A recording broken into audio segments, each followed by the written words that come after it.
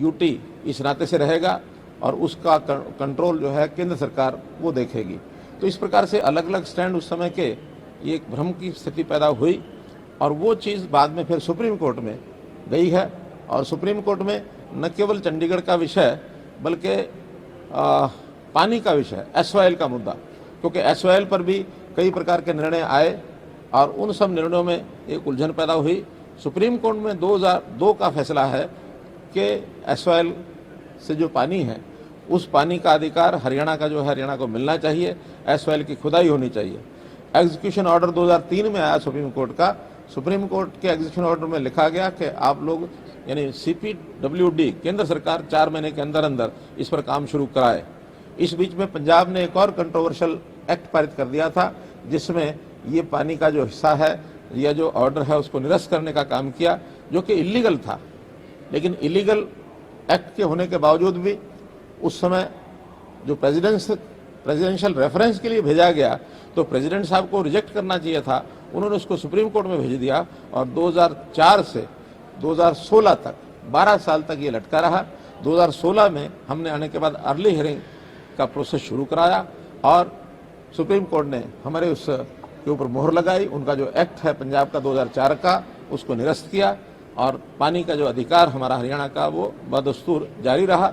चूँकि execution order वो 2003 का हो चुका था, वो टाइम बाउंड हो गया। उसके बाद यही एक विचार कानून विदों ने बताया कि एक बार दोबारा से उसका एग्जीक्यूशन ऑर्डर ये लेना पड़ेगा। हम सुप्रीम कोर्ट में गए हैं लेकिन सुप्रीम कोर्ट ने अभी तक उसका फैसला नहीं किया है। सुप्रीम कोर्ट का मत यही है कि पंजाब हरियाणा केंद्र सरकार मिलकर के आपसी समझौते से और इसको एग्जीक्यूट कराएं। अब चूंकि आपसी समझौते की कोई बात बनी नहीं है, दोनों CMs का भी बैठने का हमने प्रयत्न किया कि किसी तरीके से वो मान जाएं इसको पूरा करने के लिए, लेकिन पंजाब की ओर से कोई रिस्पांस नहीं है। और जब पंजाब की ओर से रिस्पांस नहीं है तो अब हम केंद्र को लिखने वाले हैं कि आपसी बातचीत का कोई उसमें अर्थ नहीं निकल रहा है, बल्कि सुप्रीम कोर्ट को हम लिखेंगे और सुप्रीम कोर्ट उसका निर्णय करे एग्जीक्यूशन का। और एग्जीक्यूशन जिसके जिम्मे लगाएंगे वो केंद्र सरकार के जिम्मे लगाएं, किसी संस्था के जिम्मे लगाएं, पंजाब सरकार के जिम्मे लगाएं। हरियाणा सरकार तो जो कोई हमारी टेरिटरी नहीं है, इसलिए निश्चित रूप से या तो पंजाब सरकार के जिम्मे खुदाई का काम लगेगा और या सुरक्षा के अंतर्गत हरियाणा को लगाएंगे, हम भी खुदाई करेंगे, नहीं तो केंद्र सरकार किसी एजेंसी से कराएगी। सुप्रीम कोर्ट का निर्णय आने के बाद SYL का पानी हमें निश्चित रूप से मिलेगा।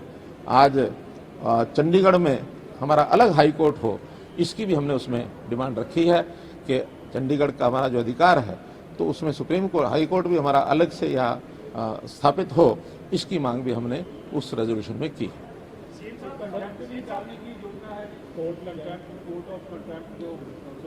सुझाव आया कुछ लोगों का, लेकिन ये जो कि अदालती काम है इसलिए जुडिशरी के लोग या जो हमारे एडवोकेट्स हैं AG साहब या बाकी से परामर्श करेंगे कि क्या 2002 का एक्ट जिसमें हरियाणा को पानी की डिक्री हो चुकी है उसके आधार पर वो किया जाएगा कंटेम्प्ट। अब कंटेम्प्ट करेंगे तो किसके ऊपर करेंगे, क्योंकि उस समय कांग्रेस की सरकार थी केंद्र में और उस समय चूंकि वो 4 महीने 6 महीने का जो टाइम दिया था वो निकल चुका है।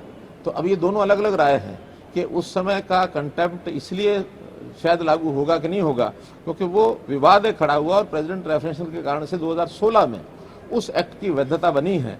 तो क्या नए सिरे से उसका एग्जीक्यूशन ऑर्डर लाना है या उस पुराने ऑर्डर की डिक्री के आधार के ऊपर वो कोई कंटेम्प्ट का मामला बनता है। हम निश्चित रूप से इस विषय को उलझाना नहीं चाहते, कहीं ऐसा ना हो कि हम कंटेम्प्ट की बात करके और फिर ये विषय उलझ जाए और एक के बाद एक इसमें समय लगता चला जाए, जिसमें जल्दी होगा हमारा काम, जो SYL का निर्माण का जो काम है जल्दी जल्दी पूरा हो, इस बात को ध्यान में रख करके निर्णय लिया जाएगा।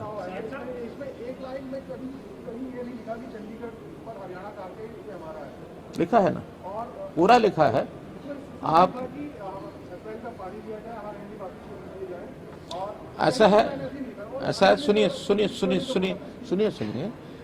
इसका जो प्रारंभ में शायद आप लोगों ने जो वेबसाइट पर देखा होगा उसका उल्लेख कर रहे होंगे, जो बाद में उसको तैयार करके और मैंने जो पढ़ा है और पढ़ने के बाद जिसको पास किया गया है उसकी कॉपी हमें मिली है, वो कॉपी भी आप प्राप्त कर ले। उसमें स्पष्ट हमने लिखा है कि कॉपी जरा कौन सी नए वाले की है तो दे दो।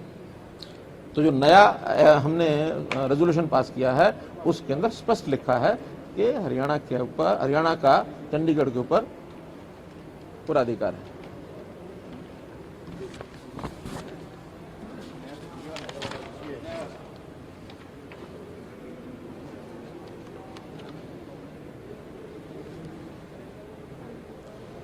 जो पंजाब का लिखा है उसमें हमने लिखा है ये हरियाणा के लोगों को स्वीकार्य नहीं है। हरियाणा ने राजनीतिक क्षेत्र चंडीगढ़ पर अपना अधिकार लगातार बरकरार रखा है। इसके अलावा इस सदन ने इससे पहले भी संवैधानिक प्रावधानों के अनुसार चंडीगढ़ में हरियाणा राज्य के लिए एक अलग उच्च न्यायालय के लिए प्रस्ताव पारित किया है। साफ लिखा है ये हरियाणा के लोगों को स्वीकार्य नहीं है। हरियाणा ने राजधानी क्षेत्र चंडीगढ़ पर अपना अधिकार लगातार बरकरार रखा है।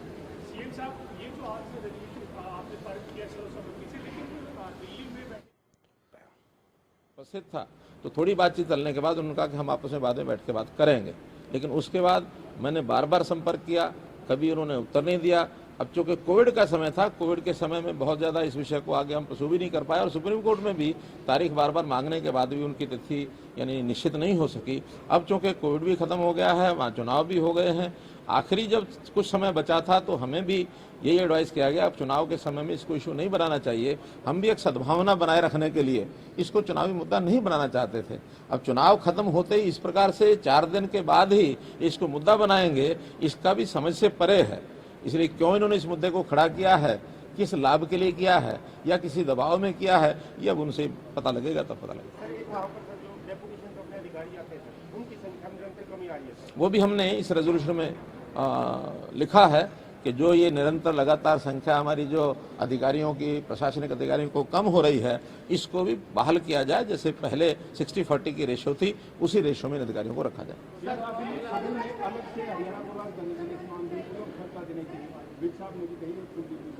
देखिए, अलग अलग मत है। आज तो स्थिति यह है कि वर्तमान में उनका जो रेजोल्यूशन है उसके ऊपर कोई ध्यान न दिया जाए कि चंडीगढ़ आज ही उनको दे दिया जाए। अब चूंकि शुरू से लेकर अब तक 1966 जब से पुनर्गठन हुआ है पंजाब राज्य का, तब से लेकर के अलग अलग प्रदेश, अलग उनकी राजधानी, कई शर्तें, कई आयोग, कई कमीशन वो बैठे हैं। अगर इस प्रकार का कोई विषय भी आएगा तो नए सिरे से आपस में बैठ करके आएगा। एक दूसरे के खिलाफ रेजोल्यूशन पारित करके ये विषय नहीं हल होने वाला।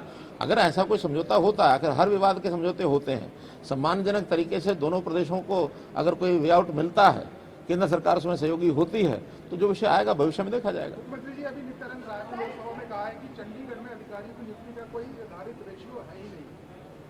जी, पहले से जब पुनर्गठन हुआ है उसी समय से 60-40 के जो प्रशासनिक अधिकारी वो लगते चले आए हैं। अब वो कोई लिखित है या केवल एक परंपरा है, ये एक विचार करने की बात हो सकती है, लेकिन अभी तक ये स्थिति ये थी। अब धीरे धीरे उसमें यूटी के लोग ज्यादा आ रहे हैं।